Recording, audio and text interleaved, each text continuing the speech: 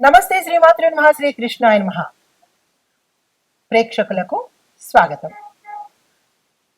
మళ్ళా మనము ఆ గ్రహాలు అవి ఇచ్చే యోగాలు వాటి ఫలితాల గురించి చక్కగా వివరంగా తెలుసుకుందాము. అయితే ఇప్పుడు మనకి 2026లో 6 గ్రహాలు విశేషమైన ఫలితాలు మనకి ఇవ్వబోతున్నాయి. ఎలాంటి ఫలితాలు అంటే గనక ఈ అంటే మనకి ఇది 100 రోజుల పాటు ఉంటుంది. ఈ జూన్లో 2వ తారీఖున మొదలయ్యి సెప్టెంబర్ 15వ తారీఖు వరకు విశేషమైనటువంటి యోగాలు, తర్వాత అదృష్టాలు, దాంతోపాటు ధనయోగము, పట్టిందల్లా బంగారం కావడము, ఒకటి చాలా అదృష్టాలను ఇవ్వబోతోంది. అయితే మరి ఈ అనుకూలత కలిగినటువంటి ఈ గోల్డెన్ పీరియడ్లో ఏ ఏ రాశుల వాళ్ళకి ఎలా ఉండబోతోంది, ఏ గ్రహాలు వీరికి అత్యంత అనుకూలంగాను విశేషమైన ఫలితాలు ఇస్తున్నాయి అనేది సవివరంగా తెలుసుకుందాము. అయితే ప్రస్తుతము ఈ 6 రాశులకు అంటే 5 ప్రధానంగా ఉన్నవి, ఒకటి ఛాయామాత్రంగా ఉండే ఈ గ్రహాలు చాలా అనుకూలంగా ఉన్నాయి. అవి ఏంటంటే శని భగవానుడు, గురువు, రవి, కుజుడు, బుధుడు, శుక్రుడు. అది ఈ యొక్క అనుకూలత వల్ల నేను చెప్పబోయే ఈ 12 రాసుల వాళ్ళకి కొన్ని మిశ్రమ ఫలితాలు, కొన్ని అదృష్టమైనటువంటి ఫలితాలు కలగబోతున్నాయి. అయితే వీళ్ళు అనుకున్నవన్నీ సాధించుకునేటటువంటి అద్భుతమైన అవకాశం ఇది. అయితే మరి వీరికి ఏ ఏ యోగాలు పడతాయి అంటే కనుక అధికార యోగము, ధనయోగము, విదేశీయానము, ఉద్యోగము, పెళ్లి, ప్రేమ ఇలాంటివి కలిసి వచ్చే అవకాశాలు కనబడుతున్నాయి. అయితే మీరు చిన్ని ప్రయత్నం చేయాలి. అంటే అదృష్టం వచ్చేస్తుంది కదా అని కాదు, దానికి సంబంధించినటువంటి చిన్ని ప్రయత్నం చేసినట్టయితే కనుక ఈ యోగాలన్నీ మీకు అద్భుతంగా అందుతాయి.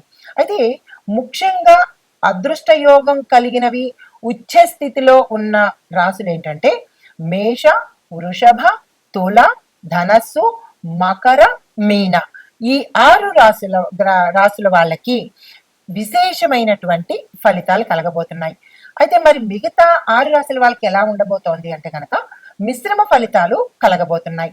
అయితే మరి వీటితో పాటు ముందుగా ఏ రాశులకి అద్భుతం కలగబోతోంది, అదృష్ట యోగం కలగబోతోంది?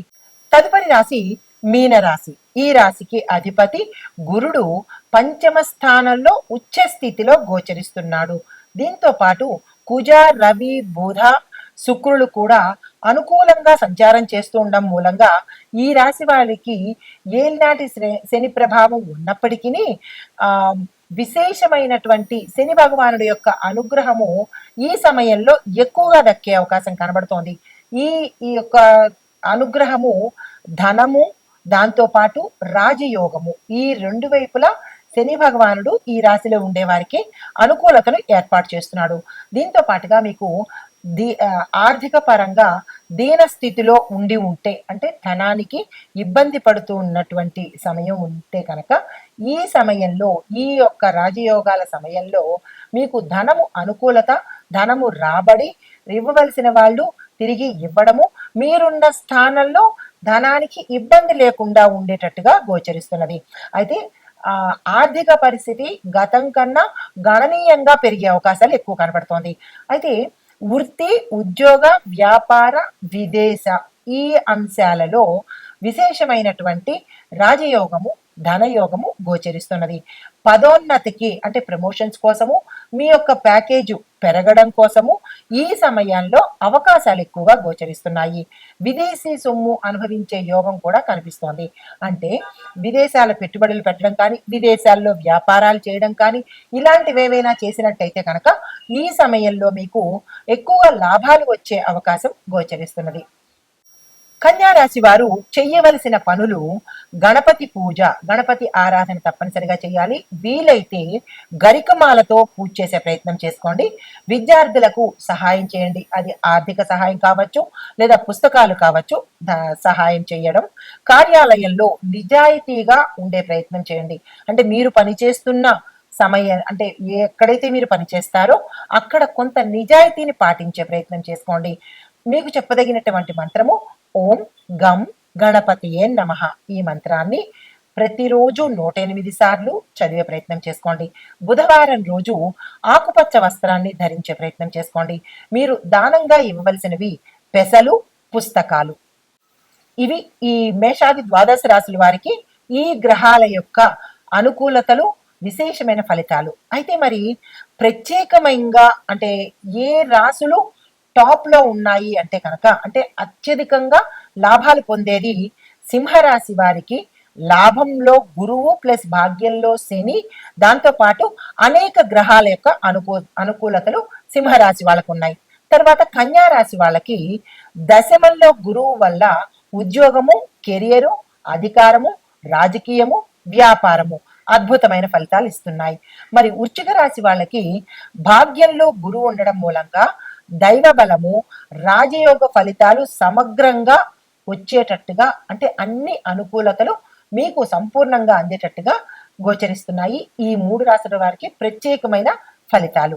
అయితే మరి ఈ ఫలితాలతో పాటు మనము ఏ మంత్రాలు చదువుకోవాలి, ఇంకా ఏదైనా ఒడిదుడుకులు ఉన్నట్టయితే కనుక ఏ మంత్రాలు చదవాలి, ఏ దానాలు ఇవ్వాలి అనే అంశం కూడా ఇప్పుడు మనం తెలుసుకుందాము.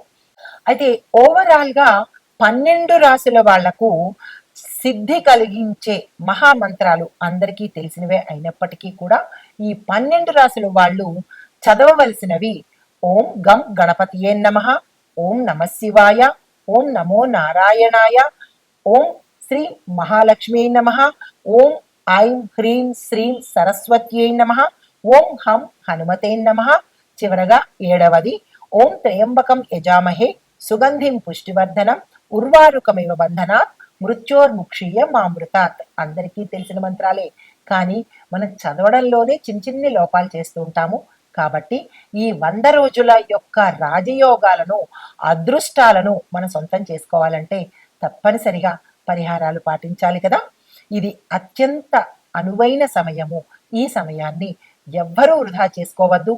ఈ 12 రాశుల వాళ్ళు గ్రహాలు ఇచ్చే అనుకూలతను మనం సంపూర్ణంగా అనుభవిద్దాము. శుభం భూయాత్. తదుపరి రాశి వృశ్చిక రాశి. ఈ రాశి వారికి గ్రహ అనుకూలత ప్రభావము గురుడు భాగ్యస్థానంలో సంచారం చేస్తున్నాడు.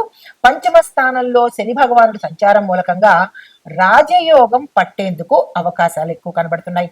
రాజయోగము అంటే అది ఏ రకంగానైనా కావచ్చు, మీరు ఉన్న స్థానం నుంచి విశేషమైన స్థానానికి తీసుకువెళ్లే యోగం అన్నమాట. అయితే ఫలితాలు అదృష్టం బలం ఎక్కువగా పనిచేస్తూ ఉంటుంది. విద్యార్థులకు అద్భుతమైనటువంటి కాలము. ప్రేమ, వివాహము ఈ అంశాలలో పురోగతి కనపడము. సంతానం కోసం ప్రయత్నం చేసే వాళ్ళకి సత్సంతానంతో పాటు ఎక్కువ శాతము మగ సంతానం కలిగేందుకు అవకాశాలు కనబడుతున్నాయి. షేర్ మార్కెట్లు, పెట్టుబడులు ఈ 2 అంశాల ద్వారా విశేషమైన లాభాలు, అధిక లాభాలు కలిగేందుకు అవకాశం కనబడుతోంది.